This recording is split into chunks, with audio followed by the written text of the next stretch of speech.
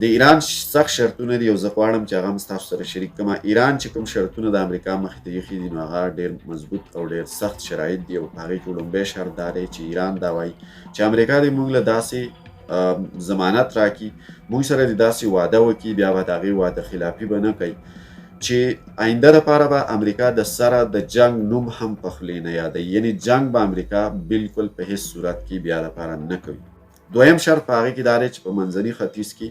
د امریکا څومره هوایي اډې دي، څومره ایر بیسز دي، دا هوایي اډې دي د دې ځای نه ختم کړی شي. په دې ځای کې د امریکا څومره پوځ دی، څومره پوځي ساز و سامان دی، څومره جهازونه دي، جنګي تیارې دي، څومره خطرناک اکویپمنټس دلته موجود دي، دا د امریکا د دې ځای نه لرې کړي، د دې ځای نه د خپل پوځ وباسي، ځکه چې ایراني د دې جګړې بنیادي ریزن او وجه هم د امریکې دلته کې انفلوئنس د امریکې اثر رسوخ دی او امریکا دې د دې ځای نه دا ټول هر څه ختم کړي. دریم شرط په دې کې د ایران لخوا دا دی چې د ایران په دې جنګ کې څومره تباهي شوې ده، څومره نقصان یې وشو، څومره زیان ایران ته اوښتلی دی، د ایران څومره ودانۍ، څومره انفراسټرکچر، کورونه، دا هر څه امریکا او اسرائیل تباه کړي دي، د ایران سیویلینز وژل شوي دي، د دې ازاله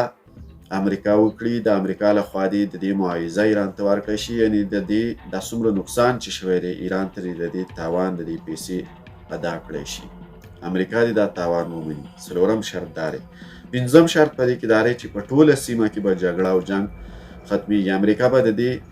ضمانت ورکوي چې امریکا له وجې دلته کې زه تاسو ته یادګیرنه درکړم چې په دې منځني ختیځ کې څومره هېوادونه دي لکه ایران دی، افغانستان دی، عراق دی، دغه رنګ نور ملکونه دي، لبنان دی، سیریا، شام وغیره. دلته چې څومره جنګونه کیږي، فلسطین دی، دا د امریکا په وجه باندې دا جګړه شروع ده او د دې شروعات د دې آغاز د دې پیل امریکا کړی دی او اسرائیل دلته کې یو داسې پروډکشن دی د امریکا چې د اسرائیل په وجه باندې دا جګړه مینټین ده. یعنې امریکا د دې خبرې ضمانت هم ورکړي چې اسرائیل باندې د کنټرول او قابو عمومي چې هغه په دې خطه کې جنګ نه کوي. امریکا به څه قسم د جنګ او د جګړې پیل او آغاز نه کوي. د هیڅ یو ملک په معاملاتو کې به مداخلت نه کوي. او پنځم شرط د ایران لخوا دا دی چې د ابنای حرمس کومه لاره ده، د دې دپاره دې یو نوی قانوني نظام جوړ کړل شي او د هغې نظام تحت دې په دې د ایران چې کوم کنټرول دی هغه مزید برقرار او مضبوط پاتې شي